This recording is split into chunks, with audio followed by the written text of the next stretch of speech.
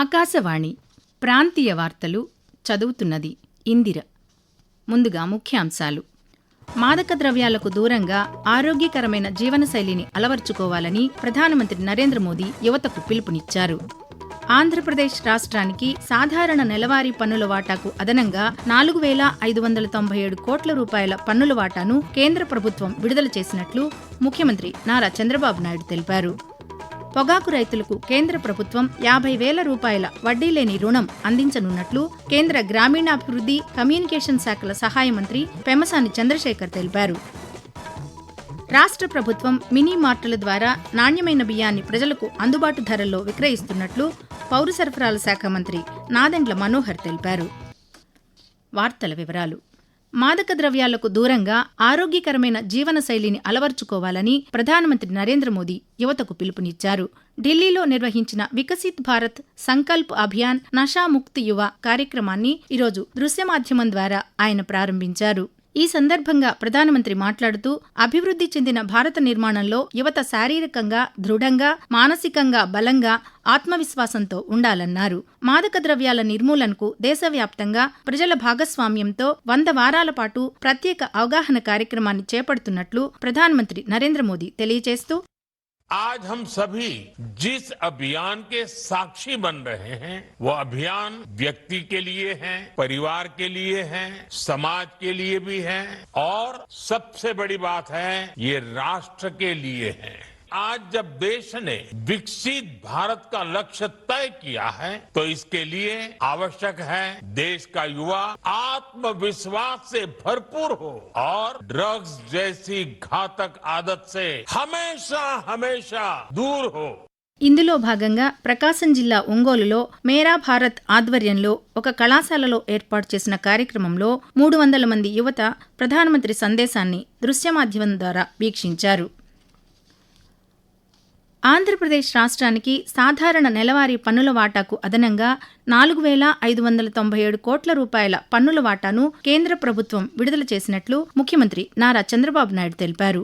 ఈ సందర్భంగా ప్రధానమంత్రి నరేంద్ర మోదీ కేంద్ర ఆర్థిక శాఖ మంత్రి నిర్మలా సీతారామన్కు ముఖ్యమంత్రి ఎక్స్ వేదికగా ఈరోజు కృతజ్ఞతలు తెలిపారు. ఈ నెల 10వ తేదీన రావాల్సిన సాధారణ నెలవారీ పన్నుల వాటాకు అదనంగా ఈ నిధులు అందుతున్నాయని పేర్కొన్నారు. ఈ అదనపు ఆర్థిక సహాయం రాష్ట్ర అభివృద్ధి కార్యక్రమాలను మరింత వేగవంతం చేయడానికి దోహదపడుతుందని ముఖ్యమంత్రి పేర్కొన్నారు. పొగాకు రైతులకు కేంద్ర ప్రభుత్వం 50,000 రూపాయల వడ్డీలేని రుణం అందించనున్నట్లు కేంద్ర గ్రామీణాభివృద్ధి, కమ్యూనికేషన్ శాఖల సహాయ మంత్రి పెమ్మసాని చంద్రశేఖర్ తెలిపారు. ఢిల్లీలో ఆయన ఈరోజు నిర్వహించిన పాత్రికేయుల సమావేశంలో మాట్లాడుతూ రైతులు ఈ రుణాన్ని 2 ఏళ్లలో తిరిగి చెల్లించాల్సి ఉంటుందని చెప్పారు. మొదటి సంవత్సరం రుణంలో సగం, రెండో సంవత్సరంలో మిగిలిన సగం చెల్లించవచ్చని కేంద్ర మంత్రి పెమ్మసాని చంద్రశేఖర్ తెలియజేస్తూ, టొబాకో బోర్డు కేంద్రం ఇచ్చేటువంటి సహకారం మొట్టమొదటిది ఏంటంటే ప్రతి ఫార్మర్ కి బ్రైట్ గానీ, మీడియం గానీ, లో గానీ, హాఫ్ స్టైల్ ఉన్న ప్రతి ఒక్కళ్ళకి కూడా 50,000 రూపాయలు interest free loan for 2 years కి ఒప్పుకున్నారు. ఒక బాండ్ కి వచ్చేటప్పటికి 50,000 రూపాయలు. ఇప్పుడు మీరు తీసుకుంటే టోటల్ బాండ్స్ వచ్చేటప్పటికి 45,000 బాండ్స్ ఉన్నాయి ఇక్కడ మన ఆంధ్రప్రదేశ్లో. 45,000 ఇంటూ 50 అంటే దాదాపుగా ఒక 250 కోట్ల రూపాయల లోను యూనియన్ గవర్నమెంట్ నుంచి వస్తూ ఉంది. రెండోది స్టేట్ గవర్నమెంట్ నుంచి లో అండ్ హాఫ్ స్టైల్ కి కిలోకి 10 రూపాయలు స్టేట్ గవర్నమెంట్ పే చేస్తూ ఉంది. రాష్ట్ర ప్రభుత్వం మినీ మార్టుల ద్వారా నాణ్యమైన బియ్యాన్ని ప్రజలకు అందుబాటు ధరల్లో విక్రయిస్తున్నట్లు పౌర సరఫరాల శాఖ మంత్రి నాదెండ్ల మనోహర్ తెలిపారు. విజయవాడ పడమట రైతు బజారులో ఈరోజు ఆయన మినీ మార్టులను ప్రారంభించారు.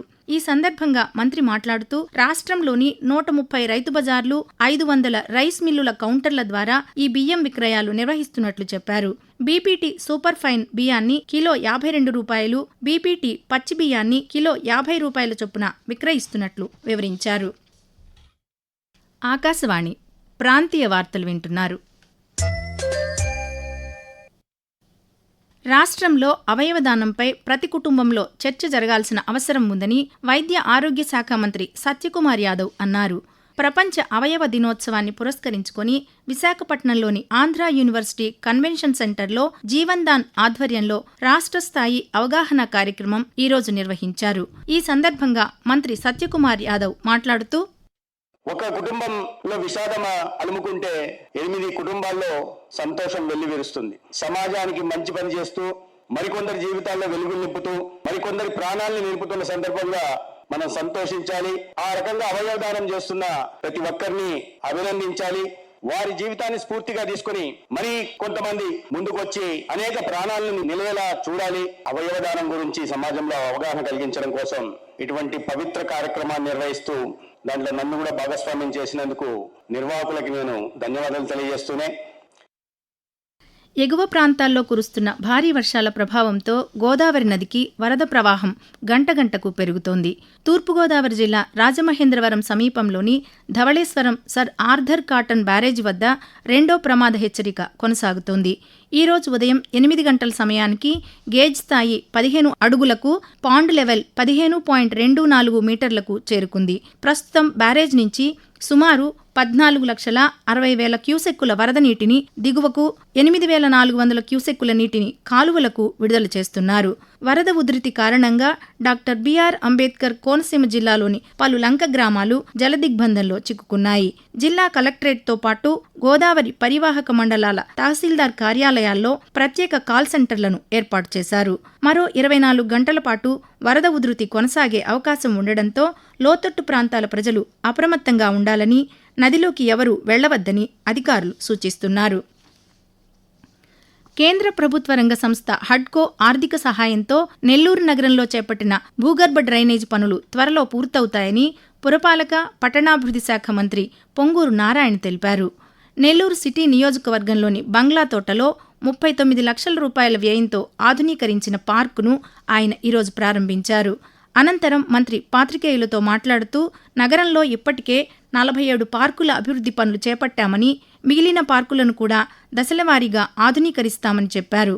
1000 రూపాయల్లోపు ఇంటి పన్ను చెల్లించే కుటుంబాలకు భూగర్భ డ్రైనేజ్ కనెక్షన్ను ఉచితంగా అందిస్తామని మంత్రి నారాయణ వెల్లడిస్తూ, ఇవాళ ఈ ఒక్క డివిజన్లోనే 6వ పార్క్ చాలా చక్కగా డెవలప్ చేశారు. పిల్లలకి ప్లే ఎక్విప్మెంట్, పెద్దవాళ్ళకి జిమ్, అదేవిధంగా అక్కడ చక్కటి ఒక హాలు. ఆ హాల్లో దాదాపు 110 మంది ఉన్నారు. చిన్న పిల్లలు పార్కుల్లో బర్త్డే చేసుకోవడానికి ఇష్టపడతారనే ఉద్దేశంతో చుట్టూ గ్లాసులు పెట్టి ఒక హాల్ నిర్మించారు. చాలా చాలా చక్కగా ఉంది. నెల్లూరు సిటీలో ఏదైతే బేసిక్ ఇన్ఫ్రాస్ట్రక్చర్ కావాలో ప్రజలకు ఇవ్వాలో మొత్తం ఇస్తున్నాం.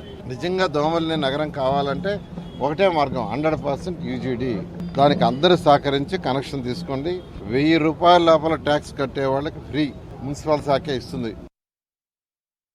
జాతీయ పతాక రూపశిల్పి, స్వాతంత్ర సమరయోధుడు పింగళి వెంకయ్య జయంతి ఈరోజు. 1876 ఆగస్టు 2న కృష్ణా జిల్లా బట్లపెనుమరు గ్రామంలో జన్మించారు.